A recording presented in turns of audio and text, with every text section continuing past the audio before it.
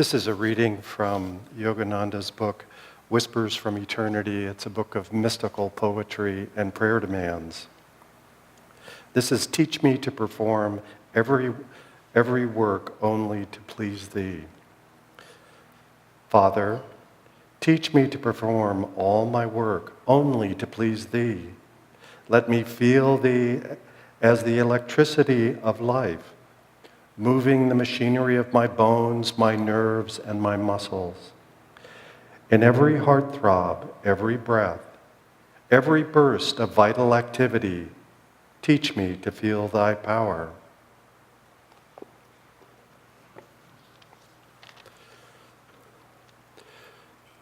When I was thinking this morning about Swami Kriyananda's life, I had the good fortune to serve as his physician for a little over 30 years. Actually, he was kind of my first real patient and my most difficult patient in terms of complexity in all those years of medical practice. And one thing had occurred to me is I realized I'd only seen Kriyananda, Swami, really distressed profoundly once in that whole 30-year period. And I'd have to tell you, I often had to bring him fairly distressing news, like your lab test is abnormal and you're going to have a procedure, you're going to have to go in the hospital for 2 days because you're too sick to be at home, you may have to cancel this tour you have to Europe where everyone's expecting you to come. And yet, it was not one of those experiences that I'm talking about. This occurred back in the mid-1980s. Actually, he was living in Italy at the time and had just finished several books. I think one of the books he just completed was How to Be a Channel. And I'd flown over to visit and also to kind of check up on him medically. It was very interesting learning to read Italian laboratory tests. I found you could just add LO or O to the end of most standard medical terms, and you could kind of come up with the Italian equivalent. And I had been there just one day, was still a little jet-lagged, had gone over, had my medical visit with him, and there was one other fellow there with me, and it was very curious. Swami had begun talking about, he was concerned about the last couple of books that he's written. He was just wondering if they were really good enough. And he went on to basically say, I wonder if what I have done with these works, with the music I've written, communities I've founded, whether this is really pleasing in God's eyes, whether Master is really pleased with me, with what I've done. And it was at that point that he became very distressed and actually put his head in his hands for a few moments. And very genuinely, there was just myself and one other person there sitting with him, and the fellow was just there because he'd actually taken him to all his Italian doctor's visits, and so we were kind of comparing notes.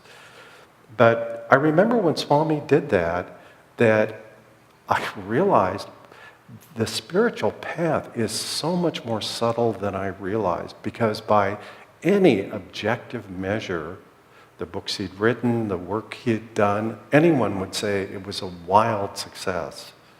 Even spiritually, a fabulous success. But that wasn't his concern. He basically was saying, I did this as a collaboration with you, Master. I did this as a collaboration with God. And if God is not pleased, if Master is not pleased with what I've done, it's really for naught. It's really for nothing. And I thought, it was very poignant to be there with him because he was really in clearly a lot of pain. This wasn't very long, maybe just a few minutes. But during that time, I could feel his heart was in pain. And I caught in that moment how difficult and subtle the spiritual path is, because it's not just trying to do things well or doing them right or trying to do the things that's spiritually correct, that there's this much deeper, subtler level of understanding, which is, have I done this in complete cooperation with God. I've put out as much energy as I can. I've done absolutely my best, but have I done it in a collaborative way with God? And is God pleased with it? Can I feel in my own heart that God is responding to the energy that I've put out to call on His grace?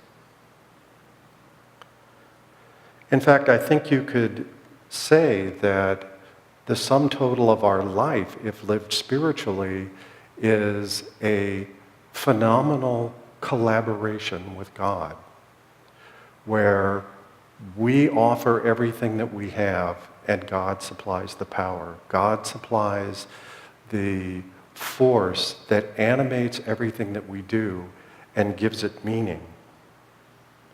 I was often struck, Swami would often speak of that very famous painting of Christ knocking at a door, and the painting was actually done in response to the phrase from the Bible, "Behold, I stand at the door and knock." And someone had actually asked the artist, because Christ is there knocking on the door, actually pointed out to him, you forgot to put a door handle on it. How's Christ supposed to come in? And the painter actually said, well, no, actually that was by intent, that we are the ones that have to open the door from the inside. That is our self-effort, in fact, is we have to open the door and let Christ in, let the Christ consciousness in.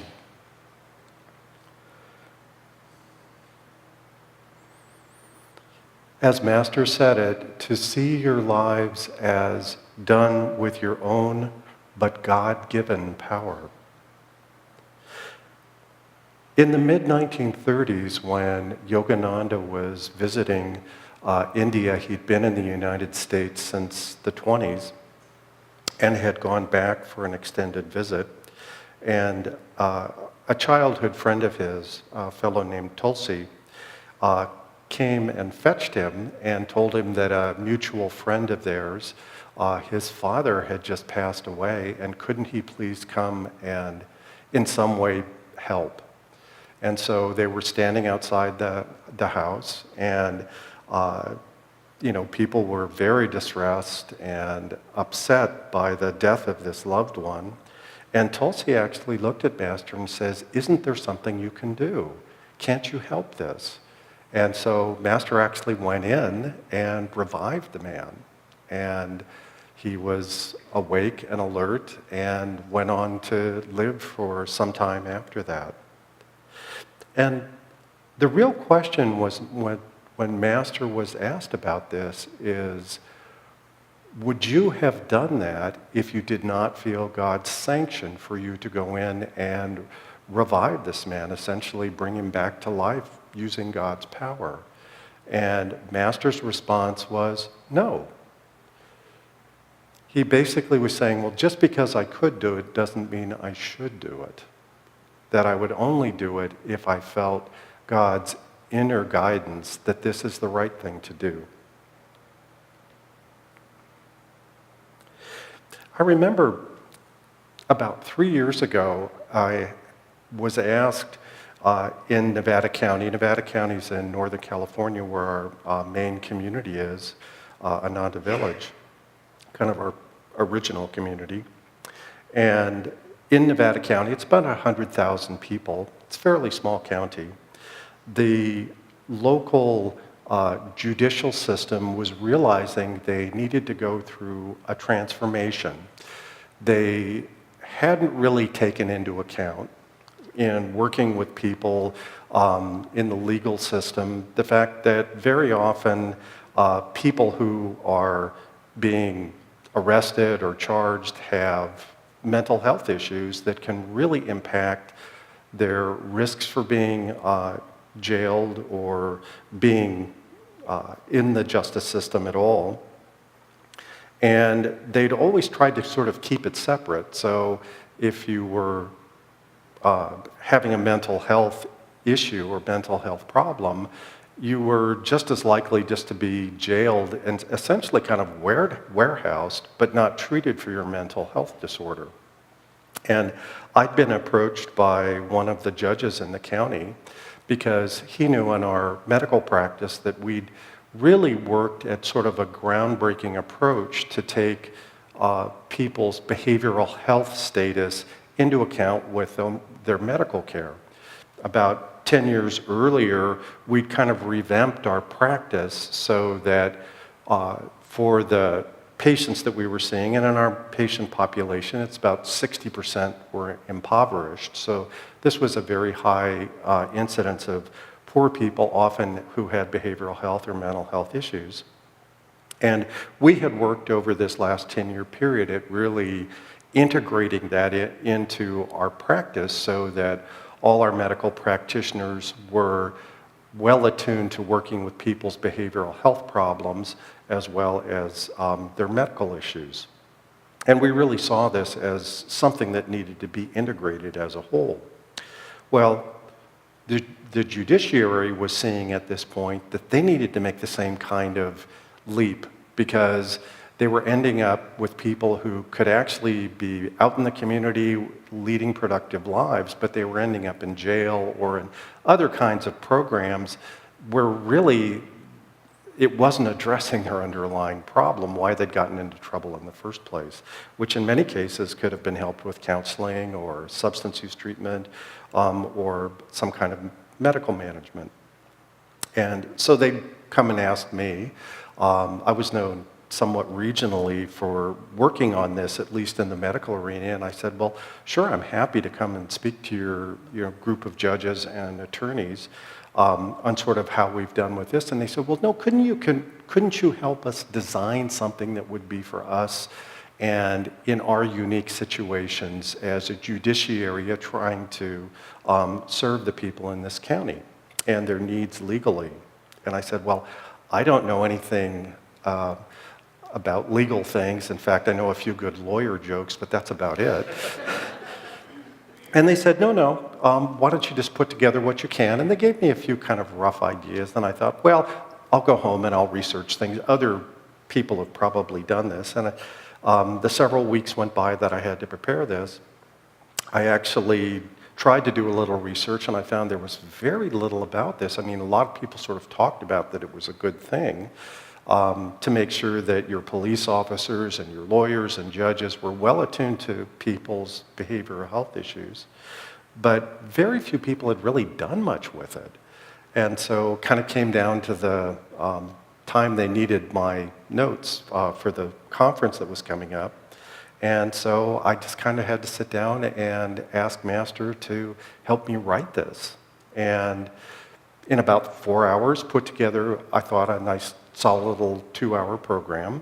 But it was very interesting because I could feel as I was writing it that when I went to give this to, I thought this was going to be just the lawyers and the judges in the county, that really the contents of the talk weren't nearly as important as the attitude with which you work with people, which is very respectful and very much trying to figure out what their needs are, what's motivating them. It's really kind of a form of kindness that makes situations work very well because you're very empathetic and feeling with people. And in a sense, felt very antithetical to the way you would think about the legal system. Well, the day came to give this presentation, and they'd seen my notes, and they ended up bringing everybody in the county who worked for the county government. So instead of about 40 or 50 people, it turned out to be about 300. They closed the county government for that day because they felt this was such a kind of a critical time in their transition and trying to have a different attitude about how they worked with people. And I remember when I gave this talk, I really felt like I was there almost more as a minister to help them feel the right way to think about interacting with people, the right way to serve people, rather than just have a discussion on well, if someone's depressed, you recommend this. If someone is psychotic, you do this. These are the kind of people that really should be in jail. These are all the studies. I really didn't approach it like that. It was more the feeling side of why you need to do this, human being to human being. The legal profession is a noble one, and this is the core to maintaining its nobility and how you interact with people. And I'm surprised, even 3-4 years later, occasionally I'll be in the grocery store and one of the police officers, they actually brought the whole fire department. Someone who works in the county government will come up to me in the grocery store. I have absolutely no idea who they are. And they'll say, I was at that talk you gave and that really helped change how I think about the way in which I work with other people. And they actually took the talk that I had prepared, they broke it up into 7 one-hour sections, and each week they would take a 1-hour section and go through it. I had no idea there was so much packed into that talk, but again, I had done it very collaboratively with God, and so even beyond my best efforts, there was something in there that was seminal, and they were able to use it. And it has really changed how our county government works, particularly in the judiciary, particularly legally. The last thing that I had wanted to say on this is that Master often said about the spiritual path that it is painstakingly difficult in the beginning, but becomes effortlessly liberating over time. And one of the things I thought to mention today is just the reminder that we have been designed, not just how we're created spiritually, but God has actually even designed our brain, nervous system, our genetic material with a flexibility, a plasticity to let us become very different people. I was very struck in the early 1980s. I had just gone through all my medical training and remembered thinking at that point that it was a little distressing to see how grim the prognosis about a person's ability to really change and be different was, based on the fact that there was this thought that the brain and nervous system really couldn't change anymore after about age 25. It was like, if you hadn't figured life out by that point, good luck, because your brain isn't going to be anything but a boat anchor after that. And we have come to find out that not only is the brain changeable, it likes to change. In fact, it's constantly just there waiting for us to kind of give it an idea or some inclination of what direction we're headed in, and immediately will begin to redesign itself, not just functionally, but structurally, to aid in that. Also, too, we know now that our genetic material, actually our DNA, has a flexibility built into it that if you told me that 15 years ago, I think I would have thought you were joking, because we always thought, you were born with your DNA, you lived with it, and you died with it. It was pretty much the same all the way along. Well, now we know there's this whole aspect to our genetic material called epigenetics. There's aspects of our function that we actually have some choice based on our behavior, how our genetic material will express itself. Let me give you a very practical example. Let's say you're someone where everybody in your family for the last 3 generations has been a terrible alcoholic. And here you are at age 18 kind of wondering, well, what's going to happen to me? Everybody around me is an alcoholic and has their lives destroyed. Is that my only option? Well, let's say, you're able to work with that and, completely stay away from drinking alcohol. Somewhere, some years after that, that gene that is controlling that tendency toward wanting to be an alcoholic or being an alcoholic may turn itself off. It's called, this is called an epigenetic phenomenon, these changeable genes. Here's the thing that I found so exciting about that is not only does that gene turn itself off, but when then you go to have children, you pass on that gene in a turned off state. So it's like everyone beyond you from that lifetime when you've made that effort and had change in your behavior, that genetically you've even changed to support that. So remember, we have many aspects of our spiritual nature, even our physical nature, that are there supporting us in this process of transformation.